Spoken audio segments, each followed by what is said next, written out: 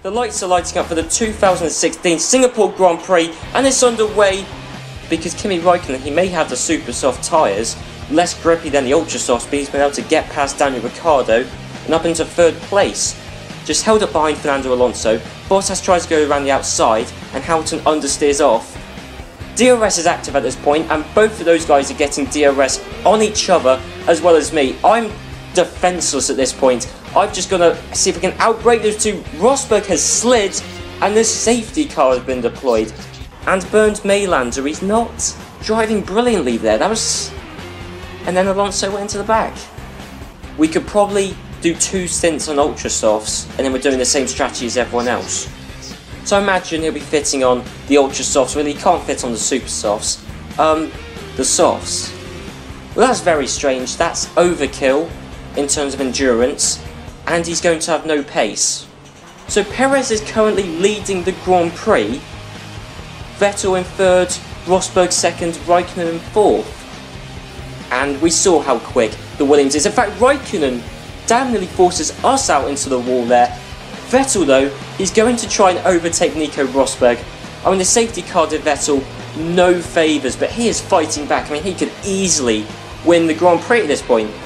Oh no, we gotta try and hold it around the outside. This did not go well for Valtteri Bottas at the start of the Grand Prix. It's gone much better for me though, with the much grippier ultra soft tyres. With just 1 2/3 laps left to go, I overtook Sebastian Vettel to win the 2016 Singapore Grand Prix. Congratulations. This is Formula One.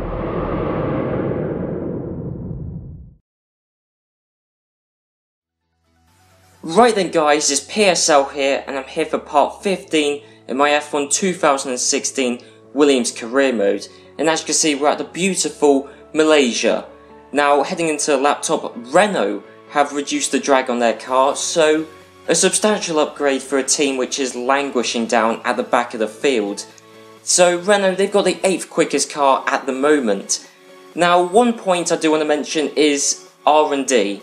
Now I am going to continue developing the car, which I'm sure will massively hinder Williams in 2017, but I mean, let's get real for a second. This is the 15th episode, 16 if you include Azerbaijan, which I to all intents and purposes finished, so 15th/16th episode, and it's taken me just under half a year to do that, because I checked the first episode in this career mode was uploaded on the 21st of August. We're in February. I know I said back in the first episode I was going to do 2 seasons. There's no way I have the time or really commitment or passion to really want to do a second season. And anyway, I'm looking good to win the Drivers' Championship this season. There's no need to carry it on for a second season. Williams are competitive already. As you can see, we've got the 2nd quickest car. Williams are still just about in contention for the Constructors' Championship, so R&D will be carrying on despite the fact that could hinder Williams in 2017. I couldn't really care less because I won't be there. But anyway, it's on to the qualifying report for the Malaysian Grand Prix. Qualifying under an ominous looking Malaysian sky led to a disappointing day for the Haas team, who had both of their drivers eliminated from qualifying during the first session. Both Renault drivers joined them along with Rio Haryanto in last and Felipe Nasr in 17th. In the second session, Nathan Quinn's highly effective strategy of making it into the top 10 on the 2nd softest tyres backfired, as he only made it into 14th place. He did finish ahead of the other Sauber of Marcus Ericsson and the other Manor of Pascal Wehrlein, but disappointingly for the championship leader, behind both Toro Rosso drivers and Nico Hülkenberg, who also were eliminated. That left the top 10 to look like this. Alonso narrowly beat Bottas, and similarly, Button on the next row only just bested Perez. Raikkonen and Verstappen will make up the 3rd row, whilst Rosberg will lead an all-German 2nd row with Vettel alongside. Daniel Ricciardo was a full 6/10 quicker than his teammate, but that only put him 2nd, as Lewis Hamilton strung together a near perfect lap to take him to pole position by over 4/10 of a second.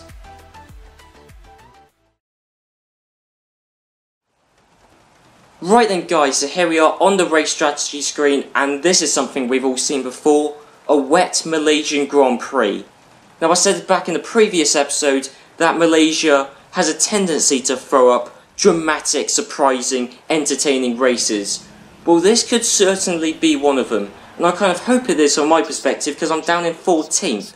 Just a dreadful qualifying. I mean, to be perfectly honest, I think it's because I've recently upped it to Ultimate AI. It's quite weird because Legend AI is slightly too easy for me, but on Ultimate AI, in Singapore and Belgium I'm competitive, but here and Italy I'm not, so it just seems to vary on a track by track basis whether I'm good enough for Ultimate AI. That's what I've discovered. But anyway, the lights are lighting up for the 2016 Malaysian Grand Prix, and it's underway, and Hamilton leading from the front with Ricciardo getting off to quite a sluggish start. He might actually lose out to Nico Rosberg at the very least, and we got cars heading four abreast heading towards the first corner. This could cause a massive collision. Hamilton's already pulled out away from Daniel Ricciardo. Meanwhile, I've got past both Toro Rossos. We've also got to watch out for Hulkenberg and Bottas. He's been pinched by the cars around him, so we're going to try and dive it up his inside, and we've just about been able to do that. We've passed Valtteri Bottas, and I'm up into 11th place. Perez, he's making his way through the field quite nicely. He's challenging Kimi Raikkonen. Bottas has also repassed me, so I'm down into 12th place, but my word, I mean, this is still in the first sector, and so much has happened. I've made up 5 places. The cars all bunching up. That's the great thing about the rain. It is a great leveler, and with all the cars so close to each other in those treacherous conditions, it's so easy to make a mistake, and everyone's so close on performance, especially as there hasn't been any wet weather running all weekend, so no one really has much of an idea of what to expect here. So coming up to the end of the first lap, we're in P9, make that P8, because it may be wet conditions, we may have no DRS, but still, despite that, the Williams, the god of a car it is in a straight line, it's still quicker than another Mercedes-Benz engined car of the Force India. But either way, that's a long way of me saying that I've gone up from 9th to 8th.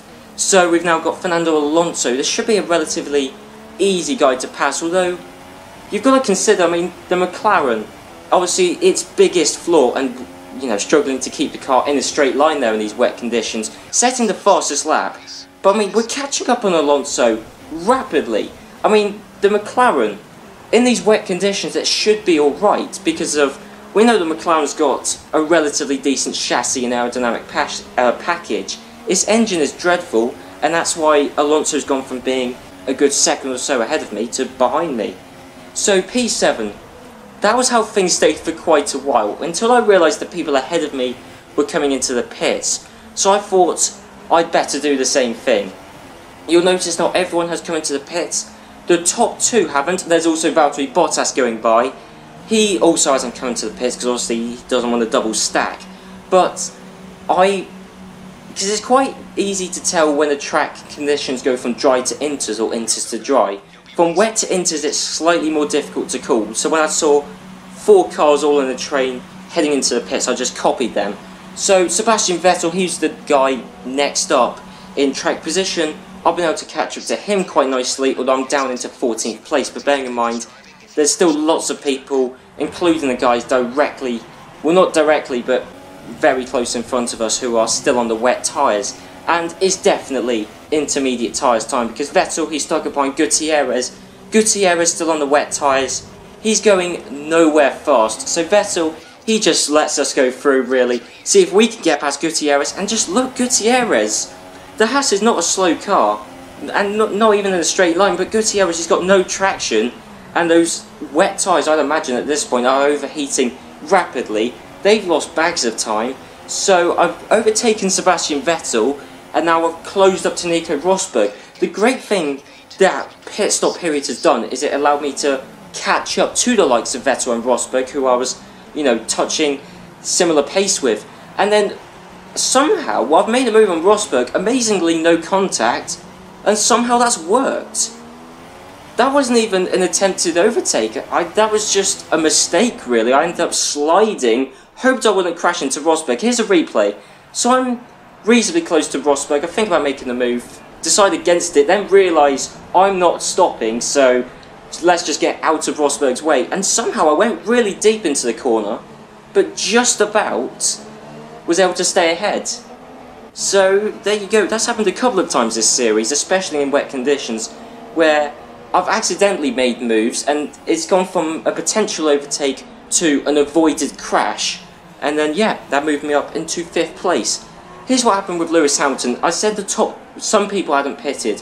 The top 2, which is Hamilton and Verstappen, most notably hadn't pitted. So they pitted a lap later. The lap I passed, well, when I passed Nico Rosberg, Hamilton will have just exited the pits. So a lap after I came in, Hamilton and Verstappen have come in. So we'll have to see. I mean, it didn't work out well for Gutierrez and Haryanto, but that's a difficult one to call. But Hamilton, he was in the lead by quite a way. And is that Jenson Button, who's gone steaming past Lewis Hamilton? And yes, it is. That's Jenson Button, who's leading the Grand Prix. Because Button, he came in the same lap as I did, judged it perfectly, and he's moved up from 3rd to 1st. So there you go, Jenson Button judging the conditions perfectly to jump Hamilton and Verstappen. So Button's doing much better than Fernando Alonso, and especially with the lack of DRS, Button might be able to defend his 1st place quite a bit easier than it would be in dry conditions. So 5th place, and Daniel Ricciardo caught up to him quite easily. Well, I say quite easily, it did take a little while, but you know, 5th place, or 5th, 4th, it seems like we've just got the edge in there. The inside line into the 1st corner and the 2nd. So that's the crucial thing. If you can get the inside line into the 1st and crucially 2nd corner, that's a done deal. Meanwhile, we got Nico Rosberg and Daniel Ricciardo. The second I overtook him, he went back quite a bit. Well, actually, to be fair, this shot doesn't really show it, because at the moment he's still pretty close to me. But, well, spoiler, Daniel Ricciardo doesn't do very well this race. I've already accidentally spoiled it. It's like Daniel Ricciardo gets overtaken and then just drops miles back. Maybe that's part of the reason why he dropped back away from me, because Rosberg, well, that battle with him and Rosberg, yeah, had slowed both of them up. So meanwhile, Lewis Hamilton is challenging Jenson Button for the lead, and Button's coming into the pits. Now that is interesting. The rain's easing off. There's no way it's dry tyre conditions, so that means Button is coming in for a 2nd set of intermediate tyres. And he came in the same lap as me, so yep, he's done 2 stops, he's on the intermediate tyres. He's in 9th place, so not too bad, but considering he was in 3rd place for a large majority of the race and, you know, leading it for a significant portion, to be down in 8th, but bearing in mind, well, what this comes down to is how quickly the track dries up. That's all it comes down to, because if the track dries up really slowly, then everyone might have to stop twice. Sebastian Vettel there, setting the fastest lap. He also pitted for a 2nd set of inters. Him, Raikkonen and Fernando Alonso also joined Jenson Button slightly later on, because they realised, or they think anyway, that the track just isn't going to dry up quickly enough. So they think that everyone's going to have to fit on a 2nd set of inters. That's the logic I'm trying to defy, because, well, I mean, if I pit now, Rosberg's probably going to get the jump on me because he's going to have the undercut. So will it, you know, in the same way that Button will probably maintain his lead on Hamilton if Hamilton doesn't pit, because of the undercuts and, you know, the extra laps on grippier tyres. Well, I guess in this case, tyres with better, with more life on them, more water clearing ability. But here we go, lap 18. Worryingly, I mean, my tyres are 66% wear, and Hamilton and Verstappen have both come into the pits. So that means I am effectively, there you go, leading the Grand Prix. But as I've already said, if I come into the pits now, I'm going to rejoin quite a way back, probably behind Daniel Ricciardo. If I don't pit, and assuming the intermediate tyres can last, I could be in for, you know, a podium position. And at the moment, or even potentially the win, but at the moment it's an all-British top 3, myself, Hamilton and Button. Vettel's made a couple of places, so has Bottas as well, on getting the undercut there. So, you know, so basically all eyes up and down the grid are on me, because I believe everyone, apart from me, is on their second set of intermediate tyres. But here's the thing, I'm about, what's that, 10 seconds ahead of Hamilton? It was 15 when Hamilton first came out of the pit, so I've lost 5 seconds to Lewis Hamilton over the course of a couple of laps. Hamilton setting the fastest lap, but look, there's a distinct dry line forming. So here's the tricky situation I'm in. Is it dry tyre conditions? If so, shall I pit? I mean, you know, I've decided, lap 21, it's dry tyre conditions. The tyre wear on my intermediate tyres was about 90%, so I kind of had to pit. I was stuck between a rock and hard place, but I'm pretty certain it's dry tyre conditions. There's a dry line forming, and logically, as long as I don't stray off of that line, I should be in the clear. Everyone else is still staying out in intermediates, and what are my pit crew doing? They fitted on a second set of intermediates, which has undone all of my hard work. So where am I, down into 6th? Yeah, behind Ricciardo. Well, that's well, that's gone from potential race win to 6th place, because a lap later everyone decides it's dry tyre conditions. I'm pretty certain, even with hindsight, that that lap was the perfect lap to pit on for dry tyres.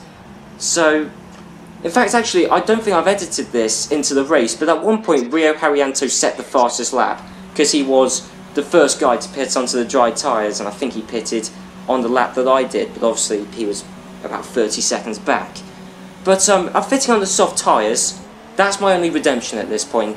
I'm in 7th, but I'm on the soft tyres. Button, he's lost out. He's in 8th place, because you will have noticed, well, you may have noticed actually that that Button pitted once again, because there was a time when I was in 1st, Hamilton in 2nd, and Button in 3rd. Well, Button pitted again. As you can see, Button's pitted 4 times because he fitted on his 3rd set of intermediate tyres. So Button's undone his race strategy. So have I. So basically, both me and Button have made very different but catastrophic mistakes, which you know, we both could have won the race, and now we won't. And Nico Hülkenberg, he's coming under threat from Fernando Alonso, back end of the points, and Nico Hülkenberg, his Mercedes engine has let him down there.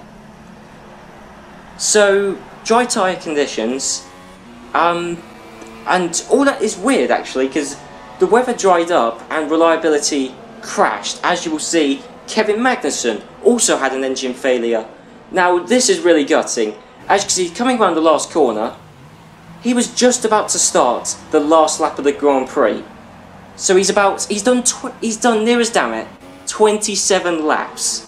1 lap left to go, and he's retired. But anyway, Lewis Hamilton, coming around the last corner, he's benefited from Button's mistakes. He's benefited from my mistakes, and going past the stricken Kevin Magnussen, Lewis Hamilton, he hasn't made a mistake, and he has won the 2016 Malaysian Grand Prix.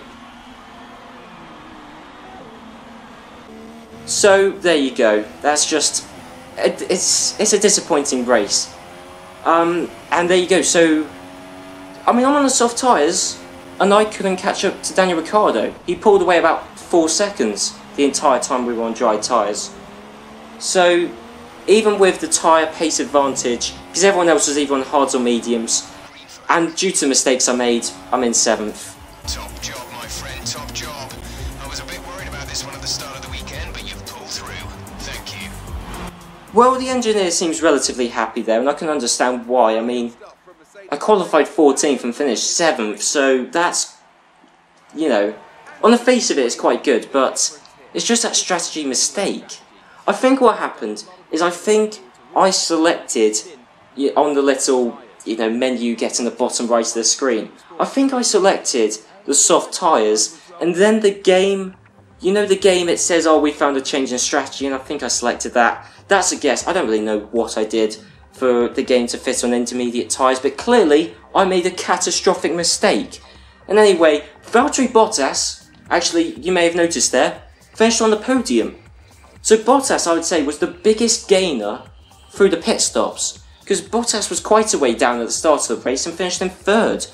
But anyway, Drivers' Championship, Luckily Rosberg didn't finish too high up either, so he only gained, I think, 6 points on me. He's only 24 behind, so that's within a race win, but I'm still comfortable, though the lack of pace in dry conditions at this track, as well as at Italy, two quite different tracks, is quite worrying. But then I'm quick at Belgium and Singapore, so who knows. Constructors' Championship, again Williams, we're just slightly losing any real hope of taking the Constructors' Championship from Mercedes.